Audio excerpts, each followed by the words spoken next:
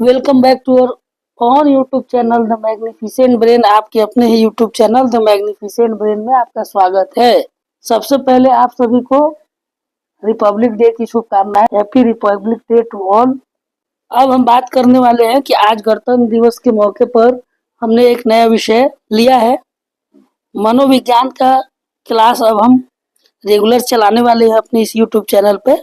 तो ऐसे विद्यार्थी जो मनोविज्ञान सीखने और समझने की इच्छा रखते हैं या मनोविज्ञान से ग्रेजुएशन कर रहे हैं, सीटेट बीटेट डीएलएड की तैयारी कर रहे हैं, उनके लिए यह क्लास बहुत ही महत्वपूर्ण होने वाला है। हम शुरू से मनोविज्ञान को पढ़ने वाले हैं और अपने इस पहले वीडियो में हम मनोविज्ञान का अर्थ, मीनिंग ऑफ साइकोलॉजी और डेफिनेशन ऑफ साइकोलॉजी पर बात करने वाले हैं। इस वीडियो में हम जानेंगे कि मनोविज्ञान का अर्थ क्या है, इसमें किस प्रकार बदलाव आया और मनोविज्ञान की परिभाषा क्या है।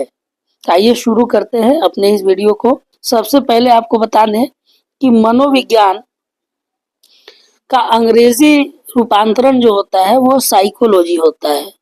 मनोविज्ञान का अंग्रेजी रूपांतरण साइकोलॉजी होता है और यह दो ग्रीक शब्द को हम यूनानी शब्द भी कहते हैं। तो ग्रीक वर्ड या यूनानी शब्द एक ही बात है। तो दो ग्रीक शब्दों के मिलने से बना है। पहला जो शब्द है वो है साइके और दूसरा है लोगस। साइके और लोगस के मिलने से साइकोलॉजी शब्द बना हुआ है।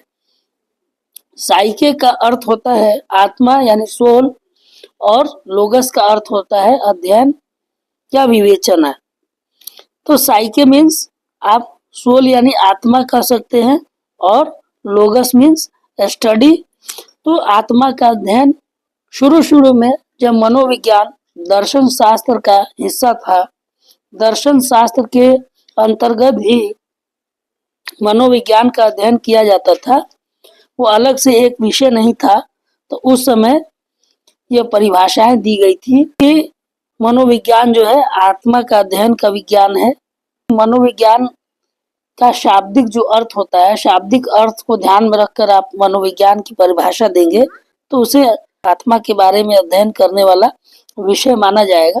परंतु यह प्राचीन दार्शनिकों द्वारा दी गई परिभाषा थी जो कि अब एक ऐतिहासिक परिभाषा बन के रह गई है। अब मनोविज्ञान की परिभाषा आत्मा का अध्ययन नहीं है। इस प्रकार आप समझ गए होंगे कि मनोविज्ञान का शाब्दिक अर्थ आत्मा का अध्ययन है। प्राचीन दार्शनिकों ने इसी शाब्दिक अर्थ को ध्यान में रखते हुए मनोविज्ञान को आत्मा के बारे में अध्ययन करने वाला विषय माना था। परंतु प्राचीन दार्शनिकों द्वारा दी गई यह परिभाषा मात्र एक ऐतिहासिक परिभाषा बनकर रह गई है। इस प्रकार के परिभाषा का समर्थन करने वाले लोगों में आपको मिलेंगे अरस्तु यानी अरिस्टोटिल तथा प्लेटो। ये अधिक मशहूर है। इन्हीं लोगों ने कहा था कि मनोविज्ञान आत्मा के बारे में अध्ययन करने वाला विषय है। लेकिन ये एक अब ऐतिहासिक परिभाषा बन के रह गई है। 17वीं 18वीं शताब्दी के दार्शनिकों ने, जिसमें आपको प्रमुख नाम आपको मिलेगा Leibniz, Hobbes, Locke, Kant, Hume इत्यादि, इन्होंने क्या किया, इन लोगों ने साइके शब्द का अर्थ माना मन। साइके शब्द का अर्थ मन बताया। पहले अरस्तु और प्लेटो साइके को कहते थे, साइके मीन्स आत्मा। लेकिन Leibniz, Hobbes, Locke, Kant, Hume इन लोगों ने साइके शब्द का अर्थ बताया मन। और इस तरह से मनोविज्ञान का विषय वस्तु अब मन हो गया। मनोविज्ञान की विषय वस्तु क्या बन गया? मन हो गया। अब यह परिभाषा लगभग 1870 तक सर्वमान्य रही और मनोविज्ञान उस समय दर्शन शास्त्र का एक शाखा थी। आपको पहले ही हमने बता दिया है कि मनोविज्ञान पहले क्या थी, तो दर्शन शास्त्र की एक शाखा थी। दर्शन शास्त्र यानी फिलोसफी के अंतर्गत ही मनोविज्ञान का भी अध्ययन किया जाता था। अब आप अच्छे से समझ गए होंगे कि जब शुरुआती दौर था तो प्लेटो और अरस्तु ने साइकोलॉजी को आत्मा का अध्ययन करने वाला विषय माना। उसके बाद जब 17वीं 18वीं शताब्दी के जो दार्शनिक थे, साइके का अर्थ बताया मन, और मन से यह मनोविज्ञान मन के अध्ययन करने वाला विज्ञान बन गया। लेकिन यह भी परिभाषा पूर्णतः सही नहीं रही, और जब तक दर्शन शास्त्र के अंतर्गत ये परिभाषाएं थी तब तक सही मानी गई। लेकिन इन परिभाषाओं में भी दोष पाए गए। दो तरह के दोष पाए गए। पहला दोष यह था, सोल या माइंड यानी मन एक ऐसी अमूर्त वस्तु है जिसे देखा या सुना नहीं जा सकता है, फलतः इसका अध्ययन एक वैज्ञानिक ढंग से संभव नहीं है और न इस पर कोई प्रयोग किया जा सकता है। दूसरा दोष जो था वो था, मनोविज्ञान को मन या आत्मा का विज्ञान मान लेने से उसकी विषय वस्तु अस्पष्ट ही बनी रहती, क्योंकि इन शब्दों का प्रयोग अनेक अर्थों में किया जाता है और मनोविज्ञान में यह किस अर्थ में प्रयुक्त होता है यह निश्चित रूप से नहीं कहा जा सकता। अब समय आता है 1879 ईस्वी का। मनोविज्ञान यहाँ से धीरे धीरे दर्शन शास्त्र से अलग होना शुरू होगा और मनोविज्ञान एक अलग विषय के रूप में माना जाने लगेगा। 1879 ईस्वी में क्या हुआ ऐसा? विलियम उंट नामक एक व्यक्ति ने जर्मनी में लीप्जिग विश्वविद्यालय में मनोविज्ञान की सबसे पहली प्रयोगशाला स्थापित की। 1879 ईस्वी में विलियम उंट ने जर्मनी के लीप्जिग विश्वविद्यालय, अब इसका नाम बदलकर कार्ल मार्क्स विश्वविद्यालय कर दिया गया है। इस विश्वविद्यालय में उन्होंने मनोविज्ञान की पहली प्रयोगशाला स्थापित की थी और यह एक ऐतिहासिक घटना थी जिसने मनोविज्ञान को एक वैज्ञानिक विषय के रूप में स्थापित किया। उस समय से मनोविज्ञान का संबंध दर्शन शास्त्र से धीरे धीरे कम होता गया और इसका स्वरूप प्रयोगात्मक अधिक होता गया। फलस्वरूप मनोविज्ञान की विषय वस्तु मन या आत्मा से हटकर मानसिक क्रियाएं यानी मेंटल एक्टिविटीज या चेतन अनुभूति कॉन्शियस एक्सपीरियंसेस हो गई। इस परिभाषा को मानने वाले मनोवैज्ञानिक को संरचनावादी स्ट्रक्चरलिस्ट कहा गया, जिसमें विलियम उंट तथा टीचनर ही प्रमुख थे। तो लीप्जिग विश्वविद्यालय में जब पहली मनोविज्ञान की पहली प्रयोगशाला खोली गई, उस समय से मनोविज्ञान धीरे धीरे दर्शन शास्त्र से अलग होता गया और एक नए विषय के रूप में अपनी पहचान बनानी शुरू कर दी।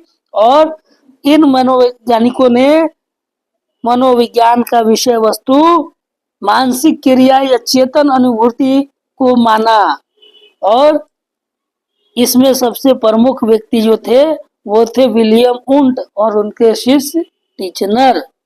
इन मनोवैज्ञानिकों के अनुसार मनोविज्ञान चेतन अनुभूति या तात्कालिक अनुभूति इमीडिएट एक्सपीरियंस के अध्ययन का विज्ञान है। चेतन अनुभूति या तात्कालिक अनुभूति का अर्थ यहाँ संवेदना यानी सेंसेशन, कल्पना इमेजिनेशन, प्रतिमा इमेज, भाव फीलिंग आदि मानसिक क्रियाओं से है। वुंड के अनुसार संवेदना यानी सेंसेशन चेतन अनुभूति के वस्तुनिष्ठ तत्व ऑब्जेक्टिव एलिमेंट है तथा भाव चेतन अनुभूति के आत्मनिष्ठ तत्व यानी सब्जेक्टिव एलिमेंट है। लेकिन संरचनावादियों की इस परिभाषा में भी अनेक दोष पाए गए। देखिए, यहाँ आपने तीसरा परिभाषा देखा कि मनोविज्ञान क्या है। मनोविज्ञान मानसिक क्रियाओं और चेतन अनुभूतियों का विज्ञान है, लेकिन इसमें भी दोष पाया गया। इस परिभाषा को मानने वाले लोग स्ट्रक्चरलिस्ट यानी संरचनावादी कहलाए और मनोविज्ञान का सबसे पुराना स्कूल संरचनावाद माना जाता है। इसके बारे में भी हम पढ़ेंगे आगे, विभिन्न प्रकार के स्कूलों के बारे में। अभी हम सिर्फ बात करेंगे इसमें मनोविज्ञान की परिभाषाओं और उसके अर्थों के बारे में। उम्मीद है कि आपको यह वीडियो अच्छा लग रहा होगा। और आपको एक और सूचना दे दें, इस पीडीएफ को अगर आप प्राप्त करना चाहते हैं तो डिस्क्रिप्शन में दिए गए टेलीग्राम चैनल और टेलीग्राम ग्रुप को ज्वाइन कर लेंगे। वहाँ यह पीडीएफ अवेलेबल आपको करा दिया जाएगा। इसी प्रकार के अन्य जानकारी के लिए भी आप हमें फेसबुक पेज और टेलीग्राम चैनल पर ज्वाइन कर सकते हैं। अब देखते हैं कि इसमें क्या दोष पाए गए।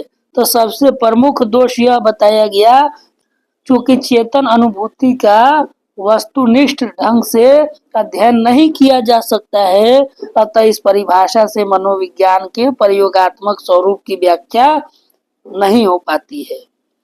इस परिभाषा से मात्र चेतन अनुभूति के अध्ययन पर बल डाला गया है, परंतु व्यक्ति के सभी अनुभव चेतन नहीं होते, बल्कि अधिकांश अनुभव अचेतन होते हैं। इस परिभाषा से तब यह बिल्कुल स्पष्ट नहीं होता है कि मनोविज्ञान मन के सभी अवस्थाओं का अध्ययन करता है या नहीं। आप समझ गए होंगे इसमें क्या दोष पाया गया। अब इस दोष को दूर करने के लिए संरचनावादियों के परिभाषा में त्रुटि पाए जाने पर मनोविज्ञान की दूसरी परिभाषा दी गई, जो व्यवहारवादियों का था। व्यवहारवादियों यानी बिहेवियरिस्ट का था। व्यवहारवादियों में जेबी वाटसन का नाम प्रमुख है। इन लोगों ने मनोविज्ञान को व्यवहार का एक वस्तुपरक विज्ञान, पॉजिटिव साइंस ऑफ बिहेवियर माना है। व्यवहारवादियों ने मनोविज्ञान को क्या माना? मनोविज्ञान को व्यवहार का एक वस्तुपरक विज्ञान, पॉजिटिव साइंस ऑफ बिहेवियर माना है। अब इस परिभाषा से स्पष्ट है कि इसमें चेतन अनुभूति यानी कॉन्शियस एक्सपीरियंस को मनोविज्ञान की विषय वस्तु से अलग कर दिया गया तथा इसकी जगह व्यवहार को रखा गया, जिसका स्वरूप अधिक वस्तुनिष्ठ था, ऑब्जेक्टिव था, क्योंकि इसे देखा या सुना जा सकता है। दौड़ना, रोना, हंसना, सोचना आदि व्यवहार के कुछ प्रमुख उदाहरण हैं। इस परिभाषा में मनोविज्ञान को एक वस्तुपरक विज्ञान यानी पॉजिटिव साइंस माना गया, क्योंकि इसमें व्यवहार से संबद्ध तीन पक्ष क्या, क्यों और कैसे, व्हाट, व्हाई एंड हाउ का अध्ययन किया जाता है। लेकिन फिर भी इस परिभाषा का कुछ दोष बताया गया है। क्या दोष बताया गया है? तो इस परिभाषा में दोष बताया गया है कि मात्र व्यवहार का अपने आप में कोई अर्थ नहीं होता। सच्चाई यह है कि किसी भी व्यवहार की व्याख्या हम अपनी अनुभूतियों के आधार पर ही करते हैं, अपने एक्सपीरियंसेस के आधार पर ही करते हैं, और तब जाकर इसका सही अर्थ निकलता है। तब आया दौर आधुनिक मनोवैज्ञानिकों का, और आधुनिक मनोवैज्ञानिकों ने मनोविज्ञान का जो अर्थ बताया उसमें सच पूछा जाए तो उपर्युक्त दोनों तरह की परिभाषाओं का संगम देखने को मिलता है। अब देखते हैं कि आधुनिक परिभाषाएं क्या दी गई। तो पहली परिभाषा, psychology can be defined as the scientific study of behaviour and mental processes. किसने दिया? एटकिंसन, स्मिथ एंड हिलगार्ड ने। तो यह जो परिभाषा दिया गया एटकिंसन, स्मिथ तथा हिलगार्ड के द्वारा, इसमें मनोविज्ञान को परिभाषित करते हुए कहा गया कि मनोविज्ञान व्यवहार तथा मानसिक क्रियाओं का वैज्ञानिक अध्ययन है। मनोविज्ञान scientific study of behaviour and mental processes. इस परिभाषा को दिया गया एटकिंसन, स्मिथ एंड हिलगार्ड के द्वारा। इसी प्रकार का एक और परिभाषा देखने को मिला, और इस परिभाषा को दिया गया मॉर्गन, किंग, विज तथा स्कॉपलर के द्वारा। और उन्होंने क्या परिभाषा दिया?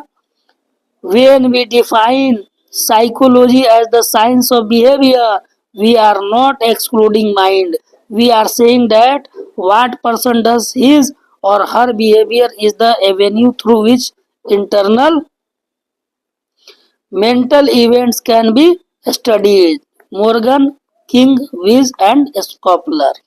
इस परिभाषा में कहा गया कि जब हम लोग मनोविज्ञान को व्यवहार के विज्ञान के रूप में परिभाषित करते हैं तो हम लोग मन को अलग नहीं कर देते हैं। हम लोग इतना ही कहते हैं कि जो व्यक्ति करता है अर्थात उसका व्यवहार ही वह मार्ग है जिसके सहारे आंतरिक मानसिक घटनाओं का अध्ययन किया जाता है।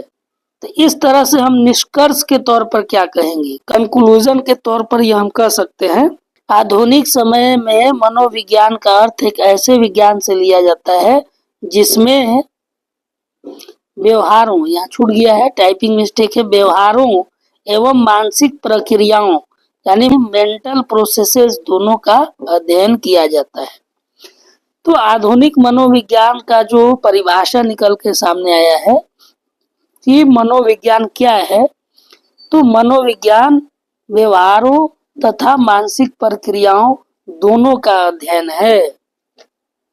आधुनिक मनोविज्ञान में मनोविज्ञान की परिभाषा यह दी जा सकती है कि मनोविज्ञान व्यवहारों तथा मानसिक प्रक्रियाओं दोनों का अध्ययन होता है। तो उम्मीद है कि आपको हमारा यह वीडियो पसंद आया होगा और आप जान पाए होंगे कि मनोविज्ञान क्या है।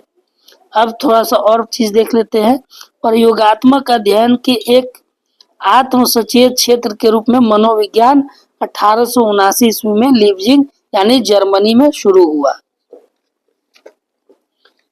अब यहाँ से क्या हुआ, मनोविज्ञान के क्षेत्र में प्रारंभिक योगदानकर्ताओं में प्रमुख नाम विल्हेम मैक्समिलियन वुंट यानी विलियम वुंट का लिया जाता है, जिन्होंने आधुनिक रूप में प्रथम प्रयोगशाला स्थापित की थी। अन्य प्रमुख विद्वान थे हरमन एबिंगहॉस। हरमन एबिंगहॉस जो थे स्मृति के अध्ययन में अग्रणी माने जाते थे। विलियम जेम्स व्यवहारिकता के पिता कहे जाते हैं। इवान पाव्लोव शास्त्रीय कंडीशनिंग यानी क्लासिकल कंडीशनिंग पर अपना अध्ययन किया और 20वीं शताब्दी में एडवर्ड टिंचर ने वुंट के अनुभववाद की आलोचना की तथा जॉन बी वाटसन यानी जेबी वाटसन द्वारा व्यवहारवाद के निर्माण में योगदान दिया। व्यवहारवाद को बीएफ स्किनर ने लोकप्रिय बनाया। तो ये कुछ महत्वपूर्ण फैक्ट था जो आपके सामने रख दिया गया है।